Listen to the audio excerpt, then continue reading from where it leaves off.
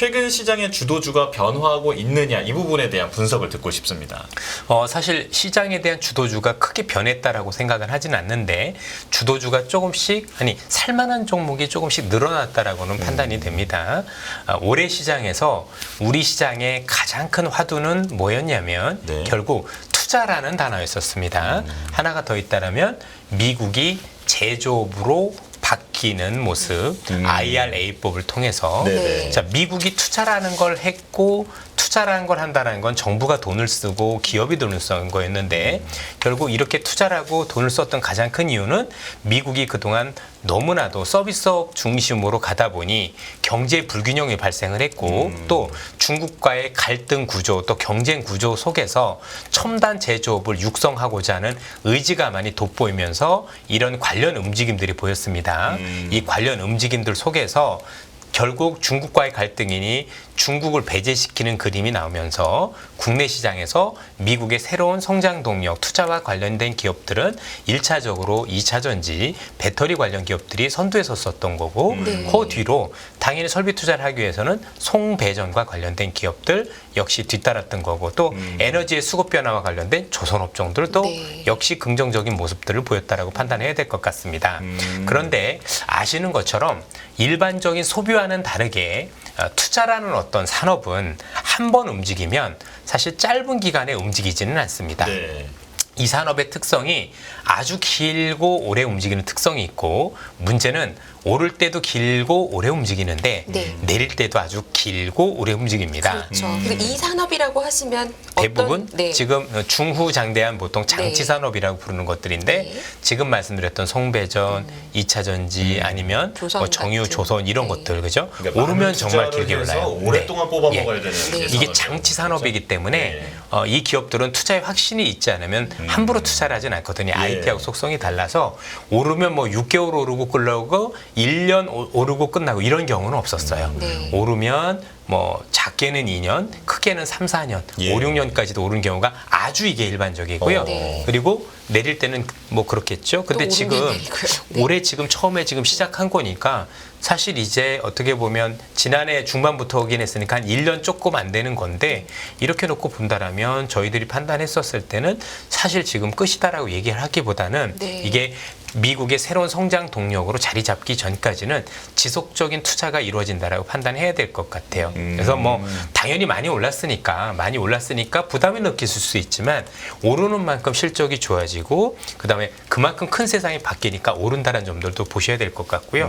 실제 이 관련 기업들 주가는 많이 오른 것 같지만 기업별로 따져보면 다 같지는 않습니다만 생각보다 저평가된 기업들도 많습니다. 그래서 뭐 PER 이런 걸 따져봐도 야 이렇게 올랐는데 아직도 이 가격이었어? 왜냐면 실적이 그만큼 올라왔으니까 그런 사례들도 많아서 끝났다라고 보기는 어려운데 다만 여기서 저는 주도주가 조금씩 몇 가지가 늘어나는 것 같아요.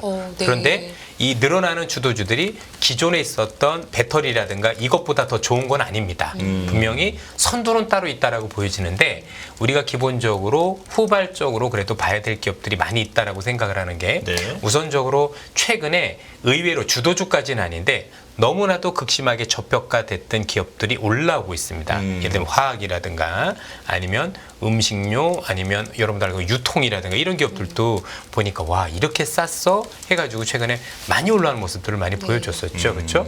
뭐 예를 들면 여러분들 CJ 같은 경우 최근에 상승률을 보시면 어마어마했잖아요. 올리브영 때문이기도 하지만 결국 적지 않은 흐름을 보였다는 점에서 놓고 보면 그동안의 시장에서 아 이건 해도 너무하지 않았어?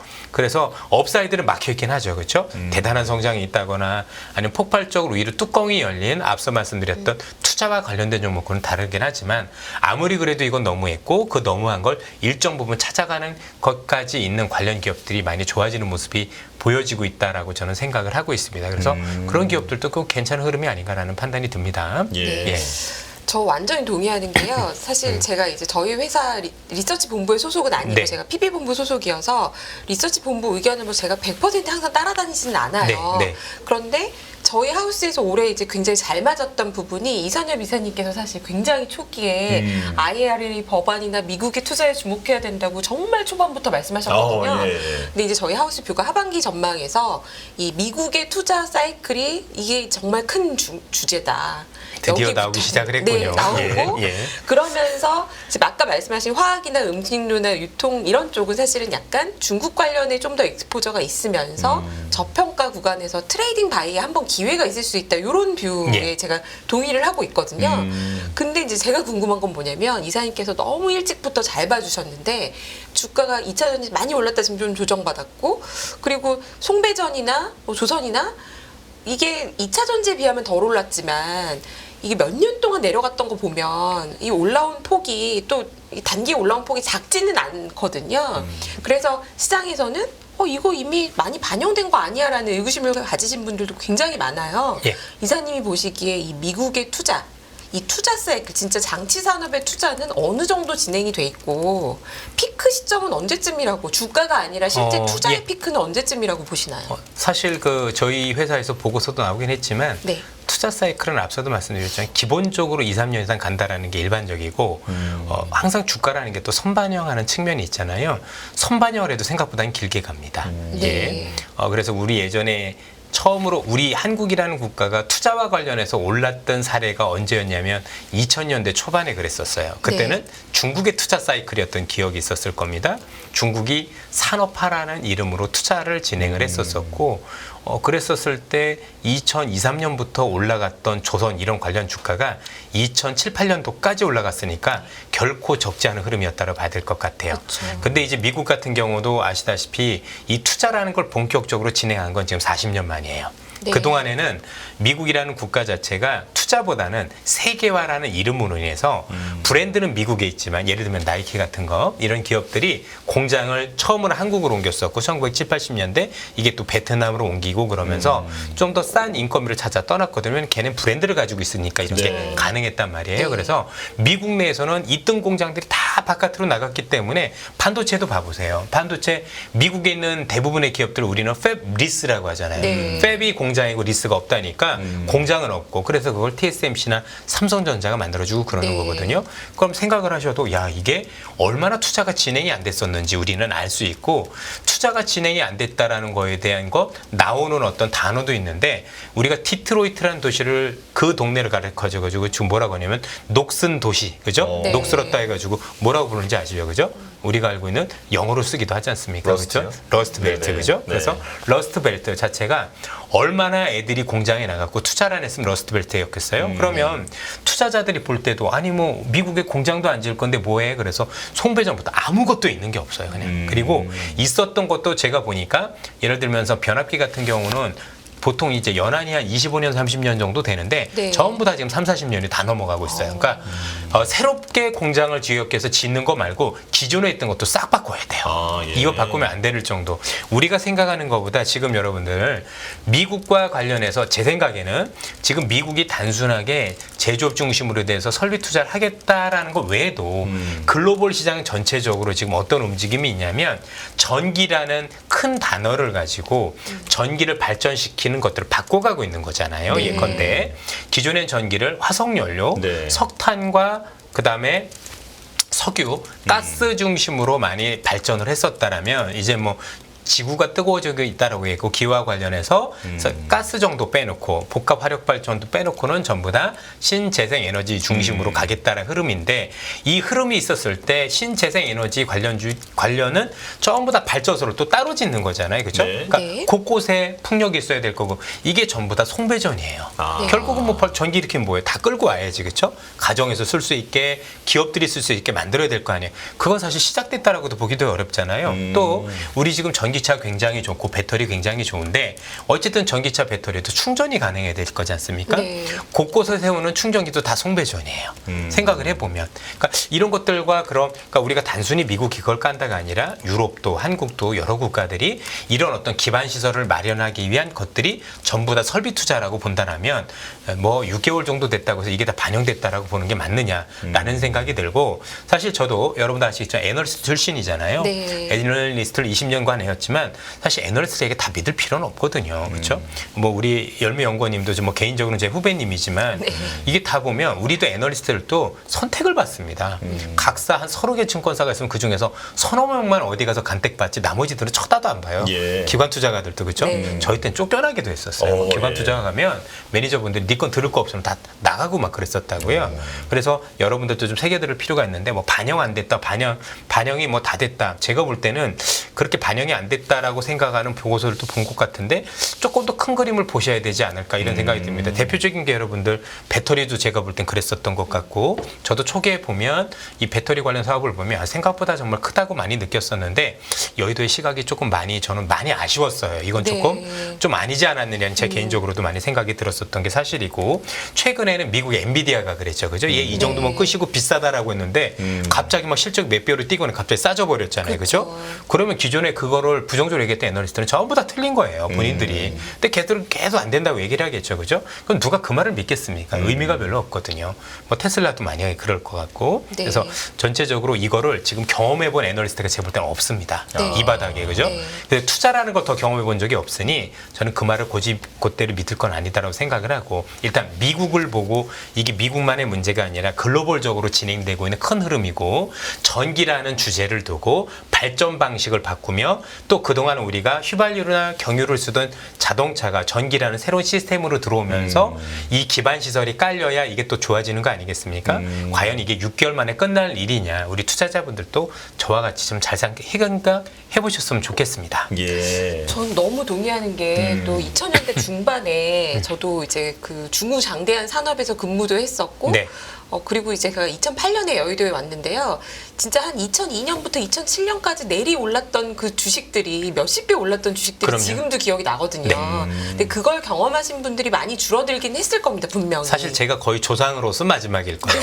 예, 예. 애널리스트들도 지금 한참 활동하고 계신 분들 좀 젊은 분들이 많아가지고 제가 보기에도 그걸 경험하신 분이 이렇게 많진 않은 것 같아요. 이 주식을 틀딱 주식이라고 보통 많이 하더라고요. 그죠? 뭐 예, 예. 요새 누가 이런 종목을 봐요? 그렇죠. 뭐 네, 이런 맞습니다. 이제 중후장대한 예, 예. 기업들이 있는데 저는 사실 그때 제가 경험했던 게 수주가 늘어나고 실제 매출액이 늘어나고 이익이 늘어나는 게 시차가 있다 보니까 엔비디아처럼 실적 나오면 더 오르고 맞아요. 수주 공시하면 더 오르고 이래서 이제 굉장히 비싸질 때까지 올랐던 기억이 나요. 사실 어떻게 보면 이런 산업을 분석을 할 때는 기업체를 찾아가는 것보다 기업체도 되게 가야 되지만 스스로 산업의 크기를 조금 조망을 해볼 필요가 있는데 저도 애널리스트 생활을 해보면 잘하는 분들도 너무 많은데 안 그런 분들 대부분은 그런 것보다는 그냥 있는 실적 중심으로 해서 계속 업그레이드 하는데 그치는 분이 훨씬 더 많습니다. 네. 그래서 커다란 산업 전망을 쓰셨거나 그것과 관련해서 뭔가 큰 그림을 그렸던 분들이라면 그런 분들 의견은 조금 참고도 해보고 나름대로 읽어볼 필요가 있겠지만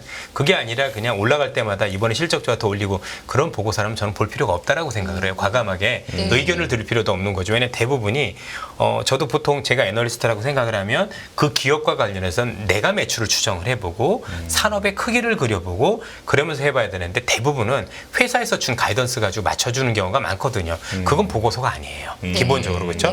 예, 그래서 그런 보고서는 좀 거르고 여러분들이 보시면 좋지 않을까. 그래서 우리보다는 글로벌적으로는 이 흐름들을 조금 더 보시면서 판단해볼 필요가 있다라고 저는 생각을 합니다.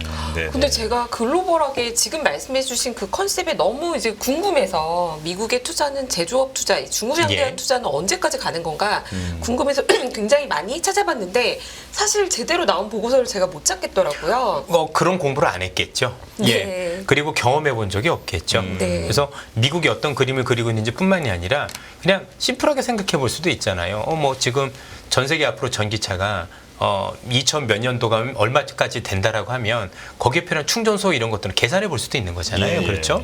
그러면 거기에 들어가는 어떤 그 기반 시설이 어떻게 되는지도 사실은 추정이 가능할 텐데 전 그런 보고서는 본 적은 없는 것 같아요. 사실 그런 걸 해보면 왜냐면 지금 우리 주변에 보세요. 충전소 있어요? 아무것도 없잖아요. 그러니까 멀리 볼 필요가 있는 게 아니라 주변에 내가 충전소가 많이 있나 보면 우리 아파트 정도나 사무실에 없진 않는데 한두 개 층에 딱 몇 군데 정도밖에 네네. 없는 거잖아요. 그러니까 바꿔 얘기하면 주변에서 전기차 가지고 있는 거 거의 없는 거죠. 아직도. 네. 그게 더 늘어날 때 더 늘어날 거가 관련된 기반 시설이 얼마 되냐. 왜? 이게 한두 개나 서너 대 충전할 때면 별 문제가 없지만 이게 대다수가 되면 그렇죠? 전체는 아니더라도 생각보다 대다수가 되면 모든 건물이나 모든 아파트는 모든 송배전 시설 다 바꿔야 돼요. 아니면 불납니다. 네네. 그렇지 않겠습니까? 그렇죠? 네. 그런 것들까지 감안을 해서 그러니까 작게 생각할 게 아니라 상식적으로 우리가 그림을 그려봐도 될 게 있는 거죠. 이제 관건은 과연 그때까지 전기차가 많이 될 거냐 이런 고민이 있겠지만 어쨌든 그거는 가는 흐름이라는 걸 우리가 바꿀 수는 없는 거고 시간의 차이는 있는지 모르겠지만 어쨌든 전기라는 것도 계속 변하고 있는 것도 사실이잖아요. 그렇죠? 네. 그리고 한 가지가 더 있습니다. 요즘 글로벌 시장이 지금 뜨악하고 있는 게 어제 아마 전자신문을 보신 분이 있는지 모르겠지만 이게 전력 설비와 관련해서는 사실 미리 전력량을 추정을 많이 하는데 네. 이 AI 때문에 그렇죠? 우리나라에서 데이터 이런 것들 때문에 몇 년 뒤에 전력 사용량이 현재 42배 늘어난다는 거 보셨죠? 한번 보세요, 여러분들. 어제 신문에 네. 있었으니까 그죠? 이게 지금 AI 때문에 전기를 너무 많이 먹어서 너무 많이 필요해서 우리가 앞으로도 전력량이 이렇게 필요합니다라는 게 나왔더라고요. 제가 지금 정확하게 42배는 기억은 못하지만 제가 42로 기억한 거 보면 예. 그게 있다라고 생각을 하는데 그건 조금 더 한번 제가 정확하게 한번 확인을 해봐야 될 것 같고요. 그래서 여러분들 샘 알트만이라고 아시죠? GPT, 오픈 AI 만든 네. 그 친구가 최근에 투자한 데가 원자력 발전소였잖아요. SMR이라고 그렇죠? 그래서 왜 이거 투자했니 했더니 야 이거 AI 하면 전기 부족해. 그러면 기존에 전기를 안 쓰던 차도 전기를 쓴다고 그래. AI는 전기 한 번 쓰면 어마어마해. AI가 어느 정도 전기를 쓰냐면 우리가 연합경제뉴스 얼마나 좋습니까라고 한번 물어보면 네. 한번 물어볼 때마다 전력량이 어느 정도 소모되냐면 너무 뜨거워져서 500ml 물 하나를 다 부어야 식힐 수 있을 정도로 전력 사용량이 대단히 많습니다. 그렇군요. 네. 잘 모르고 있던 사실이네요. 네, 너무 모르죠, 그죠? 네네. 그래서 그냥 간단하게 앞으로 전기차가 많아지는 것도 좋고 AI가 발전하는 게 좋은데 이 두 개의 발전이 필연적으로 가져오는 건 뭐냐면 전력 사용량이 우리가 생각했던 것보다 훨씬 더 많이 늘어난다예요. 그렇네요. 그러면 지금 있던 것보다 전력도 효율해야 되겠지만 그 많은 설비 투자도 있어야 되는 거고 더 많은 전력을 생산하기 위한 어떤 작업들도 있어야 되고 그래서 최근에 보시면 재미있는 현상이 아무리 사우디하고 러시아가 감산을 했다고 하더라도 경기가 나쁘면 유가가 저렇게 높을 수가 없거든요. 예. 그래서 지금 글로벌 시장에서 어떻게 추정하냐면 유가가 경기 둔화를 반영해서 하면 저 정도까지 가면 하는데 그래도 오른 걸 기존보다 우리가 전력 사용량이 기본 베이스가 늘어나고 있다고 가정을 하고 있어요. 네. 예전엔 요만큼이었다면 요만큼.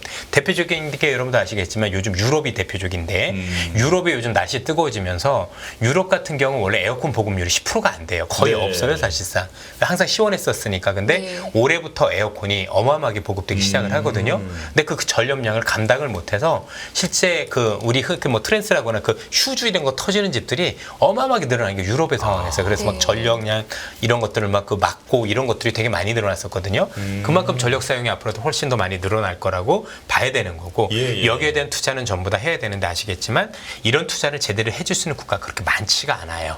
그 중에 하나가 거의 탑에 서 있는 국가가 한국이다라고 보시면 저는 뭐 이런 것들에 대한 어떤 수혜가 단순히 끝날 거냐 최소한 제 생각은 그렇지는 않습니다. 이제 다른 분들하고 생각이 다를 수도 있지만 저는 조금 더 긍정적인 그려짐이 그려진다라고 생각은 하고 있습니다. 예. 여기서 제가 반박 질문을 한번 네. 드려볼게요. 저는 큰 흐름에서는 굉장히 동의하지만 이 주식시장을 약간 이제 비관적으로 보시는 분들의 관점에서는 어떤 질문을 하시느냐라고 한다면 일단은 미국 정부는 재정이 지금 너무 나빠서 네. 정부의 재정 지출은 줄여야 한다. 그러면 민간의 투자는 어떻게 되느냐? 이렇게 고금리가 지속된다면 경기가 좋든 말든지 간에 어쨌거나 고금리가 지속되면 누가 이렇게 과감한 투자를 계속할 수 있는 것이냐라는 의구심이 있어요. 사실 지금 말씀 주신 것도 좋은 포인트인 게 네. 최근에 제가 볼 땐 이 투자 관련주들이 쉬어갔던 게 저는 금리와 무관치 않다라고 생각을 했어요. 네. 결국엔 이런 투자 관련주들 같은 경우는 장치 산업이면 내 돈만 가지고 하는 게 아니라 PF 즉 프로젝트 파이낸싱이라는 걸 통해서 자금을 조달을 합니다. 결국은 자금 조달할 때 금리가 낮게 유지되는 게 우리 입장에선 굉장히 긍정적이라고 봐야 되겠죠. 그래서 최근에 이런 오늘은 금리 안에서는 사실 이런 어떤 사업들이 조금 지연되거나 이런 부분들이 있었고 네. 최근에 이와 관련돼서 아마 미국 쪽에서 그랬지만 태양광이라네 그 풍력이 되게 어려웠던 것도 그런 네. 거였었던 거거든요. 그런데 아시겠지만 이미 뭐 뒤에서도 질문이 있으실 것 같은데 미국 금리와 관련해서 더 올라갈 거냐에 대한 이견은 많습니다만 아주 옛날처럼 금리가 낮아진다는 가정은 아니라고 하더라도 현 수준보다는 조금 낮아지지 않겠느냐라는 뭐 방향이 있겠죠. 그죠? 왜냐면 올해는 쉽지 않아도 내년이라도 금리 내린다는 얘기가 있는 거 보면 네네. 그렇죠? 시간이 흐를수록 그 가능성은 있는 게 아닌가 라는 생각을 가지고 있고 기본적으로 그렇게 된다면 올해 뭐 이 금리 때문에 조금 지연됐던 부분들이 시간이 흐를수록 점차 개선될 수 있는 거 아니냐 이런 생각을 가지고 있어요. 예. 자, 아마 그거는 네. 이따 금리가 더 내리면 그냥 이렇게 생각하셔도 되겠죠. 금리가 조금 더 내리면 내릴수록 투자 관련들은 주가가 훨씬 좋아질 수 있겠다. 반면 금리가 내린다는 건 경기가 현재보다 조금 둔화된다는 얘기가 되니 소비 관련주는 조금 부정적이겠죠. 예, 그래서 예, 제가 볼 때 예. 그냥 주가 안에서 명암이 갈라질 것 같아요. 그러니까 지수를 보시는 분들이라면 재미가 없겠죠. 이거 뭐야? 별로 오르지도 않네. 근데 그 안에서는 엄청난 일이 일어나겠죠. 소비 관련주들은 쉽지 않고 투자 관련주들은 오르는. 이게 투자가 그래서 여러분들 우리 투자자분들께서 투자라는 걸 주식시장에서 첫 경험을 하시는 거기 때문에 어려운 게 네. 투자는 소비자 신뢰주주 이런 거하고 전혀 무관해요. 오히려 꺾일수록 나쁘지 않아요. 왜? 어차피 정부가 돈을 쓰는 거고 네. 정부가 돈을 쓸 때 금리가 낮으면 더 유리한 거고 그래서 경기 둔화할 때 오히려 투자는 더 좋아지는 흐름들이 있습니다. 예, 그것도 참고해 주시면 좋을 것 같습니다. 네. 예. 자, 열매위원님께서 사실 이게 투자의 피크를 찍은 게 아니냐 이렇게 질문을 해주셨는데 이제 굉장히 어떤 해안을 들려주신 것 같아요. 그러니까 세계적으로 어떤 전기차 확충같이 세상이 변하고 있는데 그에 맞는 인프라 확충도 따라와야 되지 않겠느냐. 네. 군대가 진군하려면 보급 있어야 되잖아요. 그렇죠. 보급 네네. 없으면 못 나가요. 그렇죠. 네네. 근데 보급 있는 게 아무것도 없어요. 최근에 중국에서 전기차가 안 팔리고 있는 가장 큰 이유 지금 하이브리드가 많이 팔리고 있는데 거기도 저기 충전소가 없어서 그래요. 네. 제가 눈으로 가서 네네. 확인하고 왔잖아요. 왜 안 네. 팔려 했더니 시골 같은 데는 없어서 애들이 못 산다 이런 얘기들 많이 한다는 얘기죠. 네. 그래서 지금 그거에 대한 확충 얘기들이 많이 나오고 있고 예, 예. 최근에 아마 기억하셨는지 모르겠지만 뭐 미국에서도 그래서 지금 충전소와 관련해서 뭐 전부 테슬라 거 쓰네 많이 할 정도로 이게 네. 이슈가 될 정도로 굉장히 그죠? 시장에서는 뭐 공급과 관련된 중요한 이슈라고 봐야 될 것 같습니다. 네. 예. 자, 이제 간단하게 정리하면 세상이 달라지는데 그에 맞는 인프라도 함께 따라와야 되기 그렇죠. 때문에 장치 산업에 대한 투자는 앞으로도 이어질 것으로 본다. 예, 네, 제 이렇게, 생각은 그렇습니다. 네, 큰 예. 그림을 말씀을 해주셨고요. 자, 그러면 이제 중간에 물가와 또 이제 금리에 대해서 말씀을 네. 해주셔서 네. 그 부분에 대한 전망을 듣겠습니다. 자, 일단 미국에서 발표한 그 8월 물가 오름세에 대한 분석부터 알려주시죠. 오늘 나온 물가를 보시면 헤드라인 물가는 3.7% 정도 나왔던 걸로 기억은 하는데 사실 파월 의장이 얼마 전에 잭슨홀 연설에서 했던 얘기부터 말씀을 드리면 네. 앞으로 물가와 관련해서 파월 의장이나 연준이 주안점을 두고 있는 거는 물가가 앞으로 더 내려갈 거냐 내려가지 않을 거냐가 아니고 재발할 거냐 아닐 거냐에 초점을 뒀습니다. 예. 예. 여기서 물가가 내려갔을 때 잘 잡아서 재발할 수 있는 우려를 잡아야 된다라고 생각을 하고 있고 그러면서 중요하게 얘기한 게 뭐냐면 헤드라인보다는 근원 물가를 중점적으로 얘기했어요. 왜냐하면 헤드라인 물가 자체는 변동성이 클 수 있어요. 유가에 예. 따라서 변동이 될 식품도 거고 있고요. 식품도 있고 그렇죠. 네. 근데 유가하고 식품은 본인들이 통제할 수 있는 변수가 아니죠. 예컨대 뭐 이렇게 말씀을 드려볼까요? 이번에 뭐 아까 말씀드린 이유 이외에 유가가 제일 많이 오른 게 뭐야? 그럼 누가 보더라도 최근에 사우디하고 러시아의 감산이 있었습니다. 그럼 바꿔 얘기해서 미국의 금리 올리면 얘들이 감사를 푸나요? 전혀 상관이 없잖아요. 그죠? 네. 자, 이것 때문에 금리 올린다? 쉽지 않아요, 이게. 그죠? 결정할 때 많은 변수는 되긴 하겠지만 이것 때문에 한다? 그래도 감산 안 풀면.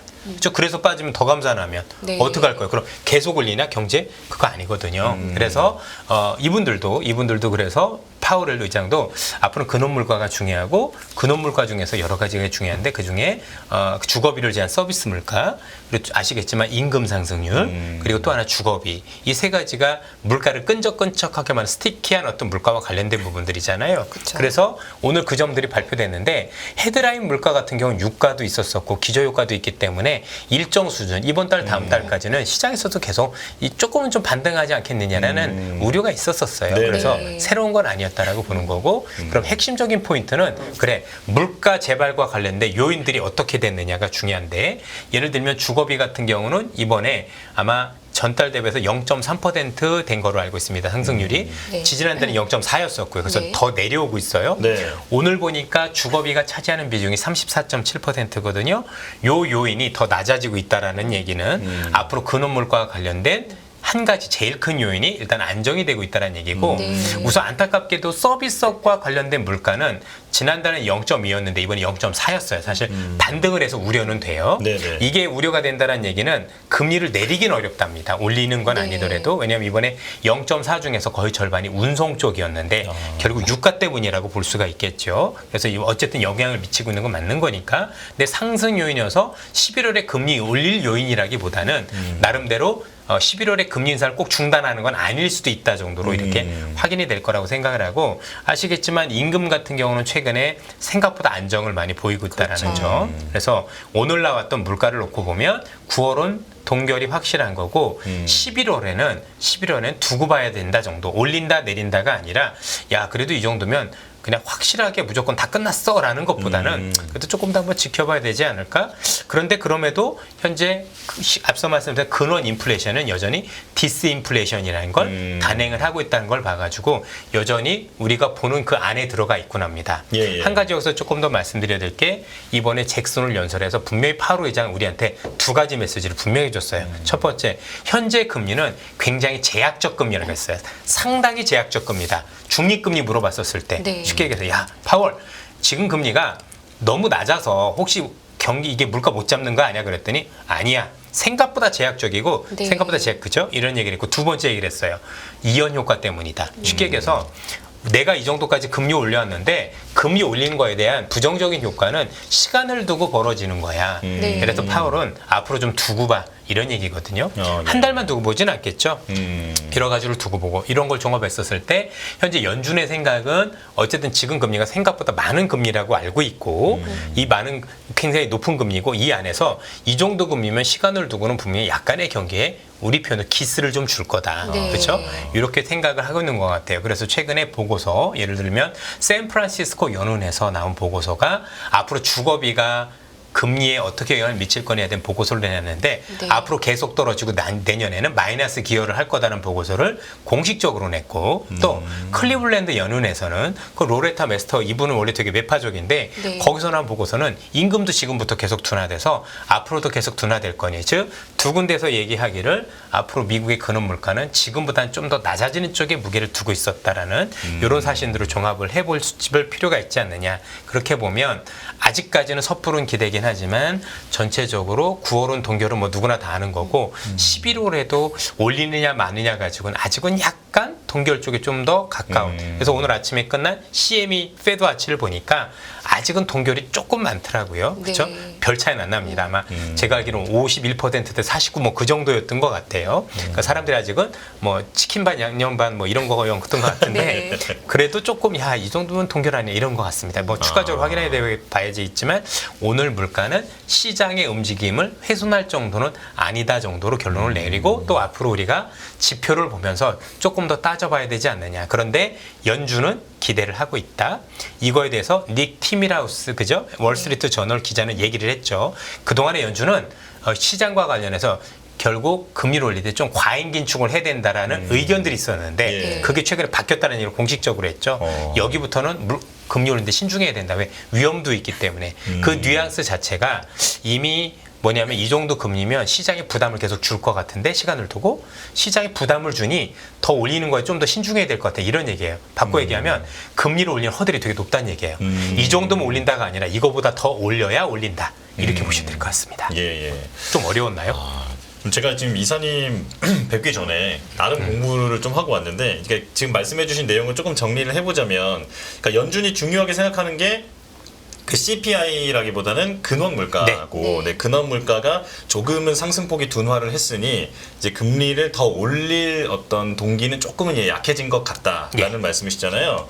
자 그런데 그 제가 기사를 찾아보니까 연준의 목표가 금리 이 근원 물가가 2%까지 맞아요. 떨어지는 것을 목표로 하고 있다고 네. 하더라고요. 그렇다면 더는 올리지 않더라도 이 정도 금리를 계속 끌고 간다라고 보면 되는 걸까요? 그렇죠. 현재는 그러니까 관건이 관건이 더 올리자가 중요한 게 아니라 앞서도 말씀드렸지만 유지만 해도 우린 힘든 거예요. 그쵸. 왜냐면 연준이 얘기했잖아요. 이거 상당히 제약적인 금리라고. 네네. 이거 니들 이 정도 금리면 되게 무서운 거야라는 거잖아요. 이게 오래 유지되는 것도 시장이 좋은 건 아닙니다. 예. 그래서 전체적으로 그런 의도를 통해서 물가가 재발하고자 하는 의도를 확실히 꺾겠다는 의도를 가지고 있는 거고요. 그럼 금리나 언제 하는 거냐? 그건 아무도 몰라요 지금. 왜? 네네. 우리도 시시각각으로 보지만 불과 얼마 전까지는 내년 3월이었다가 지금은 또 밀리고 계속 바뀌고 있기 때문에 그런 거고 사실 연준도 정확하게 본인들도 모릅니다. 그래서 얼마 전에 잭슨홀 연설에서도 그분이 연설하실 때 보면 무슨 구름 안에 갈려진 거 뭐 하는 것 같다 이런 식으로 해서 나도 잘 모르겠어 이런 표현을 썼다는 얘기죠. 네네. 그렇죠? 그래서 네. 확정적으로 딱 이렇다 이게 아니라 지표에 따라서 많이 달라질 수 있겠다 이런 정도만 보시면 되지 않을까 싶습니다. 예. 분명한 건 이렇게 해서 시간이 흐르면 분명히 2% 안으로는 들어올 것 같다라는 건 연준의 시각이고 다만 그 2%까지 들어오는 게 생각보다 시간이 적진 않더라고요. 아. 네. 올해 내내는 아니었던 걸로 기억을 합니다. 예. 네네. 근데 그럼에도 불구하고 이 금리가 그럼 좀 더 간다라고 봐도 증시는 한국 증시나 미국 증시나 괜찮을 거라고 보시나요? 이 금리가 올라가면 우리한테는 좋지는 않겠죠. 네. 그런데 이 정도 금리라면 이미 익숙해져서 올라오고 있잖아요. 아. 이 정도 금리에서 그렇죠? 네. 왜냐하면 뭐 항상 여러분도 아시지 않습니까? 이게 적절한 표현은 아닌데 많이 때리다 보면 그죠? 원래 10대 맞았는데 5대 때리면 뭐 안 아픈 것처럼 느껴지는. 저 그렇죠. 옛날에 그랬던 것 같아요. 제가 군대에서도 저도 많이 맞았던 기억이 있는데 아, 네네. 보통 뭐 많이 때리다 그 정도 때리면 별로 안 아픈 이런 기억도 있는 적절한 절대 표현은 아닙니다만 네네. 적응해 나가고 있는 그런 상황이다라 보시면 될 것 같고 분명히 쉬운 금리는 아니에요. 그죠? 하지만 이게 저는 계속 유지된다라고도 보지 않는 게 지금 미국의 국채 금리 수준이 적절하느냐 그렇지 않느냐에 대해서는 논란의 여지가 많고 그래서 어제 그저께까지 미국에서 하는 보고서들도 보면은요 지금 시장에 대해서 아주 양극단으로 나눠져 있어요. 네. 어떤 증권사들은 굉장히 여기서부터 더 좋을 거다라고 한 반면 유수의 증권사도 몇 군데는 여기서 20% 이상 하락할 거다라고 그쵸. 얘기를 나눴을 정도로 시장을 보는 상황들이 굉장히 극단적입니다. 참고로 지금 올해 들어서 올 상반기까지 글로벌 시장에서 미국과 관련해서 경기 침체가 올 거라는 게 주류였었고요.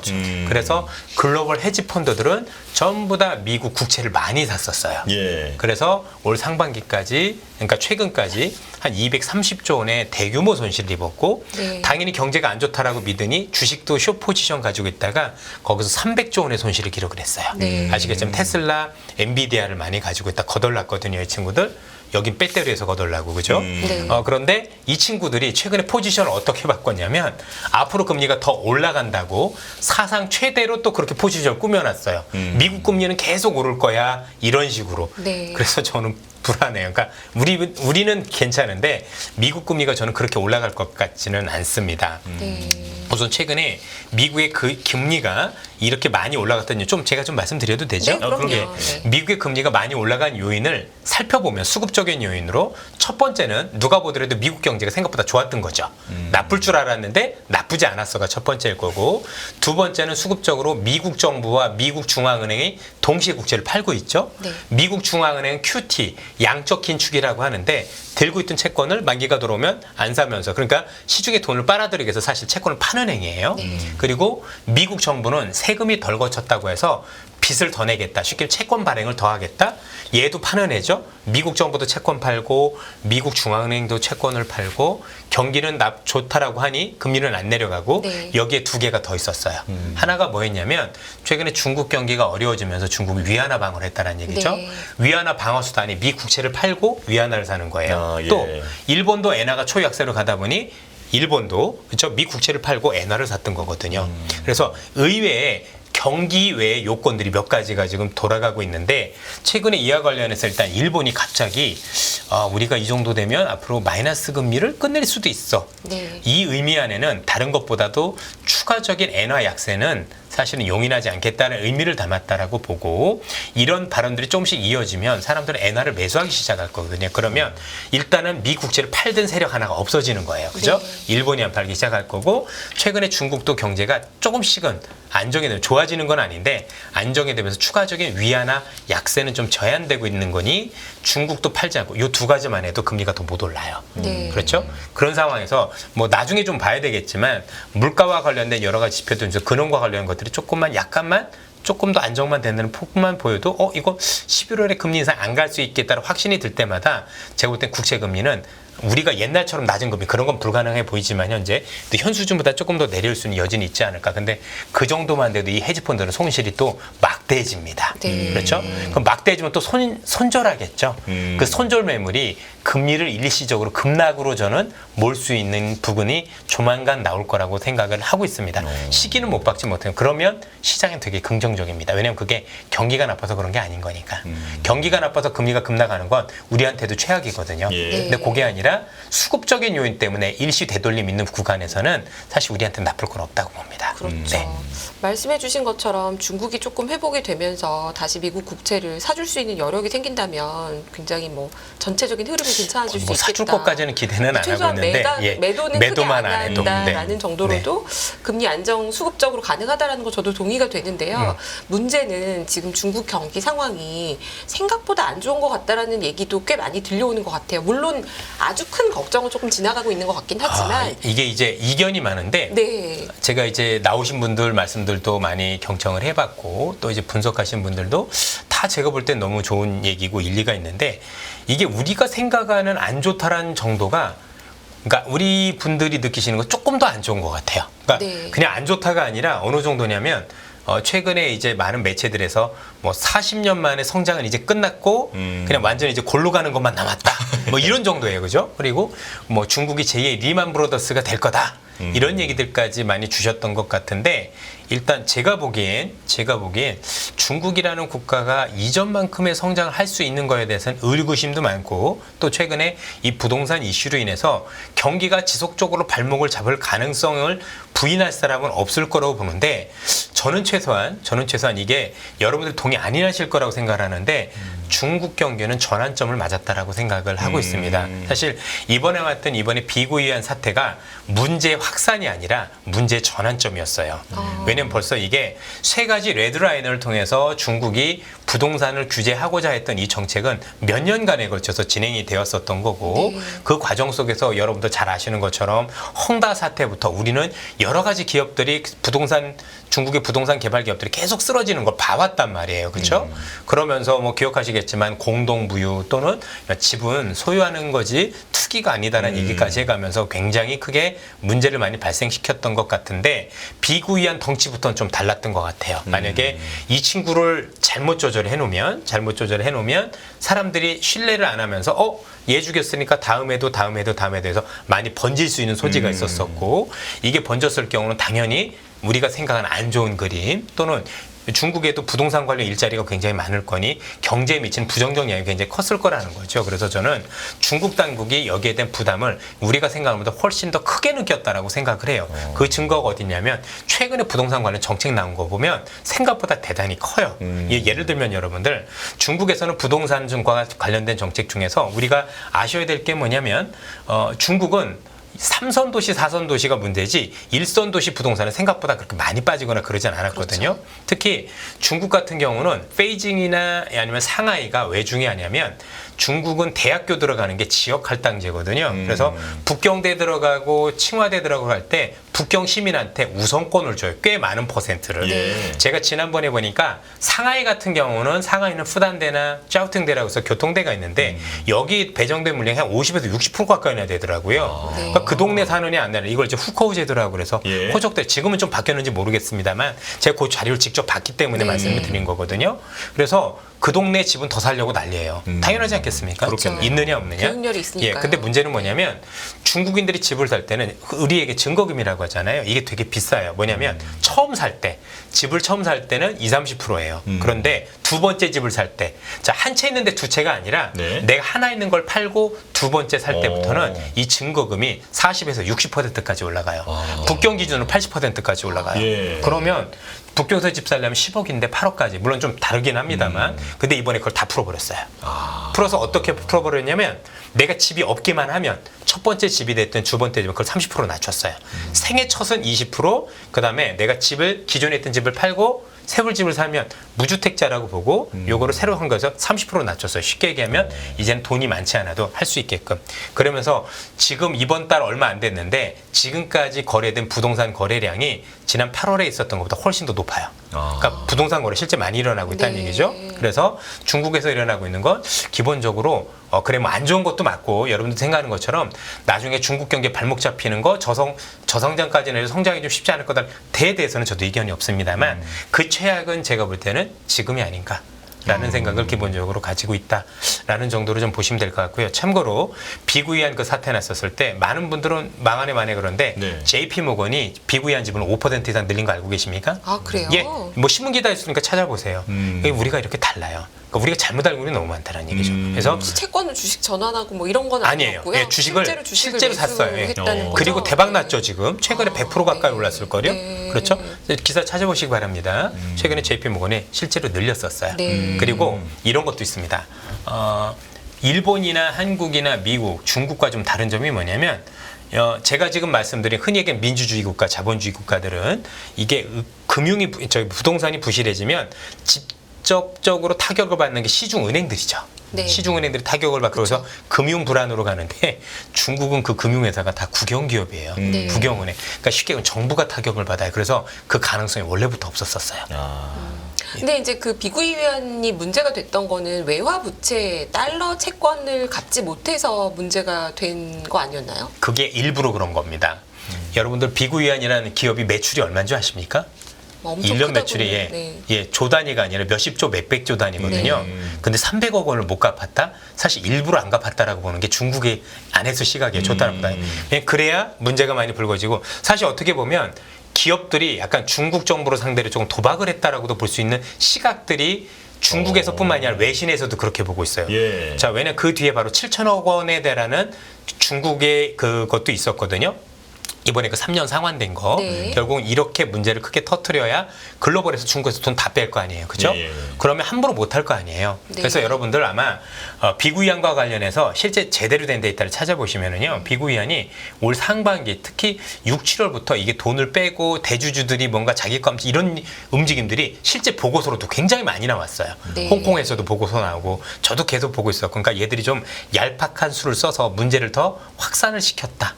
300억 원이라는 돈을 못 갚을 수 있는 게 아니라 갚을 수 있는데도 불구하고 일부러 터트렸을 가능성이 높지 않느냐. 왜냐하면 해외 쪽에 문제가 돼야 문제 해결이 되기 쉽습니다. 네. 중국이 받는 타격이 크기 때문에 그런 시각들이 많았고요. 실제로 여러분도 아마 이게 워낙 그동안 시장이 괜찮아서 보고서 안 나와서 그렇지 꽤 이런 비구이안이 이 짓을 하고 있네요라는 보고서가 그 앞전에 꽤 있었어요. 저는 한국에서도 나와 있고요. 저는 여러 차례 읽었던 기억이 납니다. 예. 여기서 또 궁금한 게요. 사실 돌이켜보면 이제 와서 생각해보면 미국의 SVB 사태가 생겼을 때가 주식의 매수 기회였는데 최고였죠. 미국 주식을 샀어야죠. 엔비디아를. 예. 근데 지금 중국이 만약에 말씀하신 것처럼 비구이 위안으로서 최악의 리스크를 통과한 것이라면 지금 뭔가 중국 관련된 투자를 해야 될 것 같거든요. 저는 모르겠습니다. 사실 개인적으로 중국이란 국가에 대한 투자는 권하고 싶지가 않은 게 네. 저도 했다가 되게 여러 번 좀 안타까운 일이 있었는데 왜냐면 정치 변수가 너무 커서 중간에 잘 나가다 그러니까 내가 경제만 놓고 봐가지고 잘못 보고 그런 거는 좀 알겠는데 정치적으로 막 굉장히 이상한 상황들이 그쵸. 발생을 해서 이게 통제할 수 있는 변수들이 많잖아요. 그 투자자분들 입장에서 내가 통제할 수 있는 변수가 있다라면 과연 투자가 적격한 국가에 대한 거는 저는 고민이 많다는 점에서 좀 그래요. 중간에 말씀하셨는데 사실 저도 중국 주식을 사겠다 이런 게 아니라 예를 들어 엔비디아로 인해서 수혜주도 있었고 반도체도 오른 것도 예. 있었고 굉장히 뭐가 많았지 않습니까? 그러면 중국이 만약에 진짜 바닥을 통과했다라고 한다면 앞에서 쭉 큰 흐름을 정리해 봤을 때 이제 지각 변동이 세계적으로 많이 일어난 게요. 원래 중국은 투자였고 미국이 소비였는데 앞서 말씀하신 것처럼 미국 투자하고 있으니까 우리가 미국 투자 수혜주를 사는 네. 거지 않습니까? 중국은 그러면 이번 사이클은 투자가 아니라 소비인 것이냐, 뭐를 사는 게 두 좋은 가지가 거냐라는 같이 있는 게 거죠. 궁금합니다. 네. 결국 중국이란 국가가 내수를 통해서 뭔가 돌파구를 마련하고자 하는 의도가 있는 건 분명하고 네. 또 하나는 첨단 기술을 발전시켜서 기존에 있던 성장 동력의 변화 예컨대 그동안은 여러분들이나 저도 다 알고 있다시피 부동산과 관련된 그렇죠? 이런 것들이 많이 밑바탕이 됐었다라면 그쪽에서 이쪽으로 변화를 내는 어떤 그 전환기에 있는 것만은 분명합니다. 문제는 뭐냐면 중국이 변화를 내는 그 변화가 첨단 기술이든 뭐든 됐든 간에 내가 만들고 내가 쓰겠다라는 거거든요. 그러면 내가 만들고 내가 쓰게 되면 우리 기업들 입장에선 중국이 혹시 여기서 나아진다고 하더라도 그 수혜가 오히려 적거나 일부 기업들은 피해가 될 수도 있죠. 왜냐하면 지금 내가 잘하고 있는데 중국이 내 것만 쓰기 위해서 네. 우리 걸 일부러 내보낼 수도 있는 거잖아요. 그죠? 네. 그래서 그런 것들은 기업별로 조금 더 꼼꼼하게 따져봐야 될 것 같아요. 사실 제가 중국을 오랫동안 돌아다니면서 제일 불쾌했던 건 뭐냐면 중국은 공정한 경제가 아니에요. 그렇죠? 저는 우리 기업들이 중국에서 지금 많이 나오고 중국인들이 중국 제품을 선호한다고 하지만 그 이면에는 중국 정부가 우리 기업들을 많이 때린 것도 있었었고 불공정하게 자기 기업들만 밀어줬던 이런 불공정한 행위들이 제일 컸다라고 생각을 하지 결코 우리 기업들이 실력이 없었다거나 경쟁력이 부족했다고 생각지는 않습니다. 솔직히 지금 우리를 약간 맞다이라고 보통 표현을 하죠. 그죠? 기술력으로 다이다이 떴다라면 저는 우리 기업들이 밀렸을 거라고 생각은 안 해요. 그래서 그 점에 대해서 아직도 굉장히 조금 불쾌하게 많이 생각을 하고 있습니다. 예. 네. 자, 이제 그 이사님과 함께 할 수 있는 시간이 그리 많지 네. 않아서요. 자, 반도체 쪽을 여쭤봐야 될 것 같습니다. 자, 지금 반도체와 또 관련해서 소부장주가 상승을 하고 있는데 그 기대감이 유효한지에 대해서 질문을 드릴 텐데요. 지금 9월을 보면 이제 외국인이 반도체, 또 로봇, 인공지능 관련주들을 쓸어 담고 있는데 예, 관련해서 또 주요하게 보시고 계시는 어떤 점이 있는지. 자, 우선은 이제 먼저 말씀드려야 될 부분은 뭐냐면 제가 반도체 애널리스트가 아니기 때문에 뭐 제가 드린 말씀이 다 정확할 수는 없다라고 생각이 듭니다. 그래서 요건 전 그냥 개인적으로 제가 투자하는 입장에서 그냥 말씀을 드린다라고 보면 저는 올해 하반기에 어쨌든 삼성전자를 비롯해서 글로벌 반도체 업체들이 엄청난 감산을 했고 네. 그래서 재고를 줄여왔던 걸로 알고 있습니다. 그러면 최소한 우리가 보더라도 이게 일정 부분 이제 효과를 낼 때가 됐다는 것에 대해서는 부인할 수 없는 거고 네. 이전의 모든 사례를 뒤져본다고 하더라도 이 감산의 효과가 나타날 때 주가는 사실상 바닥이었다는 데는 이견들이 없는 것 같아요. 그래서 더는 안 빠지는 그림이 나오고 있다라고 판단을 하고 있고 특히 뭐 삼성전자 같은 경우는 그렇겠죠. 아직 확정이 된 건 아니지만 HBM 자체가 문제가 아니라 이 친구들이 HBM을 잘 만들기 시작을 하면 AMD를 비롯해서 여러 기업들이 그죠 통으로 그죠 비메모리와 관련해서 우리 GPU 이런 거 만들어 주세요. 뭐 HBM 같은 거 비슷한 거 만들어 주세요 할 수 있는 거잖아요. 네. 그러면 전자 같은 경우는 의외로 거기서 수혜를 볼 수 있다라면 지금보다는 조금 더 전 나은 그림이 될 수 있다라고 판단을 하고 있고요. 그리고 또 앞서도 말씀드렸다시피 이미 전자가 관련 기업들한테 반도체 가격 올릴 거라고 이미 통보를 했다라는 사실 거기다가 오늘 우리가 감산이 끝났습니다라고 얘기했다는 사실을 미루어 봤었을 때는 반도체 쪽에 겨울은 지나고 있는 거 아니냐라고 생각을 할 수가 있을 것 같습니다. 그래서 저는 여전히 뭐 얼마라고 말씀 못 드리지만 지금보다는 반도체가 조금 더 나은 그림이 되지 않겠느냐 그 정도로 판단을 하고 있습니다. 다만 이제 전체적인 그림에서 얘들이 뭐 다른 아까 말씀 투자 관련주보다 더 주도주냐에 대해서는 저는 여전히 투자 관련주가 조금 더 나은 그림이 될 거다. 그냥 혹시 반도체만 보실 분만 있다라면 그렇죠? 뭐 나쁘지 않다. 뭐 전 괜찮다. 그렇게 생각을 하고 있어요. 근데 최근에 그 중국 화웨이 폰에 하이닉스 칩이 들어갔다라고 해서 네. 또 이걸 또 걱정하시는 목소리도 있지 않았습니까? 예. 어떻게 보시나요? 사실 잘 모르겠고요. 네. 예. 근데 이렇지 않나요? 지금 막 제가 알기로 현물 시장에서 제일 큰 게 홍콩 시장으로 알고 있는데 홍콩은 중국이잖아요. 네. 이거 사는 거 쉽지 않을까요? 저는 그렇게 구할 생각이 수 드는데 있겠죠. 그렇죠. 네. 예. 그래서 그게 좀 들어간 게 아닌가라는 생각을 기본적으로 좀 많이 하고 있습니다. 그래서 뭐 우려는 있었었지만 뭐 그 우려가 뭐 길게 갈 거냐 그건 조금 더 지켜봐야 되는 정도로 전 판단을 하고 있습니다.